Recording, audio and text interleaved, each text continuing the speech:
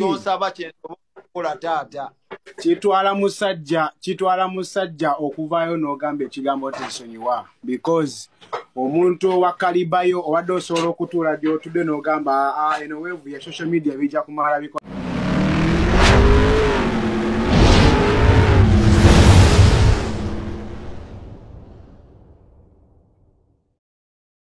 Nvumye n'engonda olaba nzija mu kamera kitegeeza ngonze okusookera ddala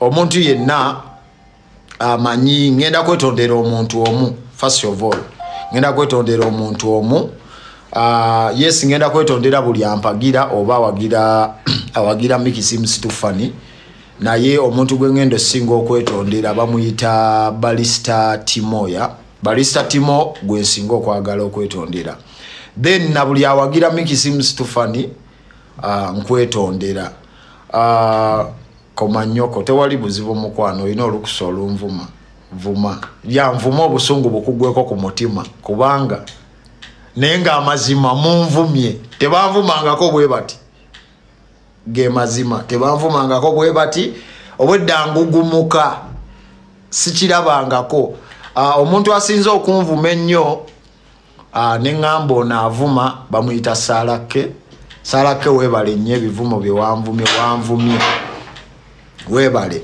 naye kamba buulire wekyavudde bannaayo manyi okumanya ensobi yo kirungi n'okumanya kyewakoze kirungi. Twali tutudde wano nze ne tiimu yange of course ensobi zibaawo ya naye twali tutudde ne tiimu yange ne mbagamba naye mwana naye sigenda gendayo naye okusookera ddala njagala netondere buli muntu gwe kyakosezza nze nga Mikisi Stefani nsaba kisonyiwo buli omu gwe nanyizizza bambi nga ndi ku mavivi gange nsaba munsonyiwe bambi bakuweji jibalindeko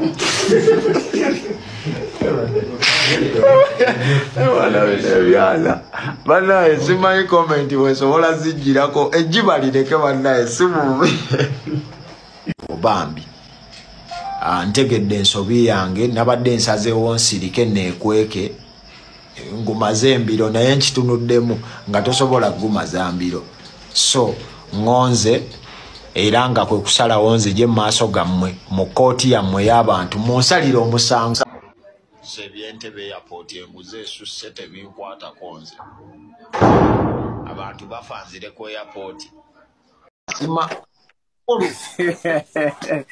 agamba taba ceasefire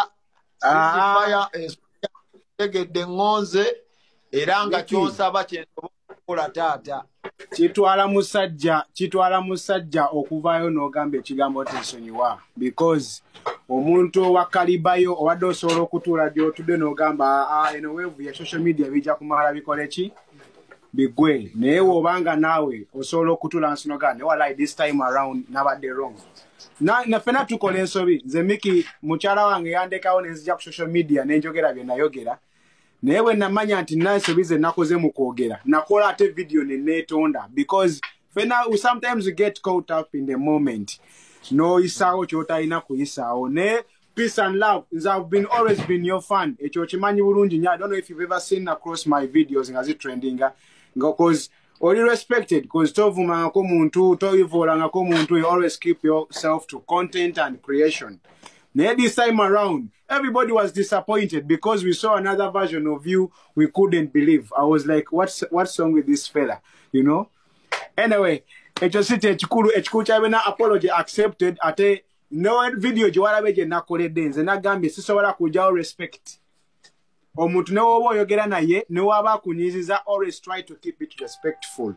Onfuna bulungi. Yeah, kati this time around nze nga nze Timo I take it and you're really sincere. Atechira ikatochikoze under pressure ochikoze koze uli achechitufu echokukola, right? Nenga make it to brief you about what's going on. This is a peaceful movement. We just want people to make some changes. Zemiki, we are not politicians. nze sina na member of parliament no mugwe mmanyi ne ombuuza yaba ne ombuuza oba eroso wambwagala. This is not our goal, just kyetwagala artist bino ebintu ebitono service byetusobola okufuna byo bibeere okay. Videos trendinga, we are speaking ate tuba positive criticism.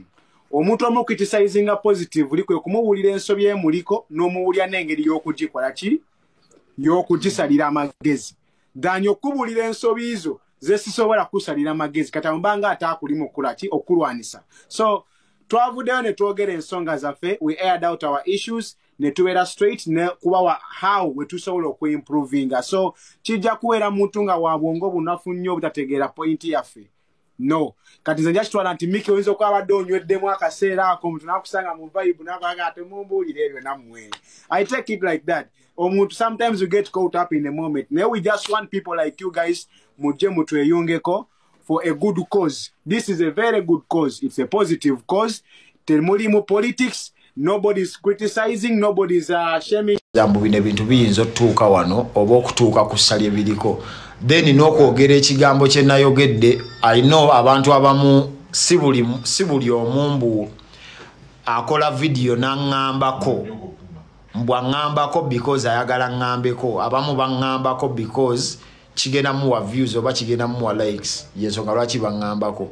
Abamu bangambyeko kyovola bambagambye omuntu gwe njagala okwetondera bamuyita Timo. Lwa nsonga Timo engambako gye yangambyeko tewetonda bro nedda taata ndeka muganda wange twale eri tewali buzibu mukwano naye nkugamba kiriwo Time ngamba gye yangambyeko ng'agamba muvubuka munne akola ensobi kuba munnaye buno obulamu bwakola nsobi siri bwe nti ekifaananyi kye nabalaze okusingira ddala abantu abampagira, that's not me. Oba ekifaananyi kye nakulaze gwe omuntu anjagala si yenze era neetonda ku lwekyo. Then ekirala buli muntu abadde ampagira nga I've disappointed you, I'm so sorry. Nsaba onsonyiwe.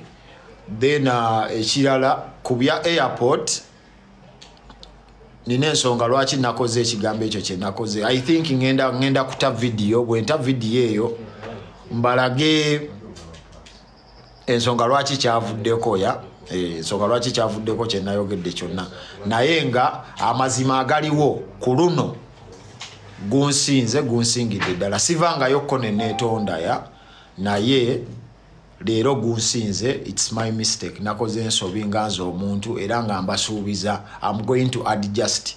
Nsaba kisonyiwo kyammwe. Sebyentebe Airport enguze esusse tebinkwata konze. Abantu bafanzire ku airport. Miki seems too funny. You're not funny anymore, brother.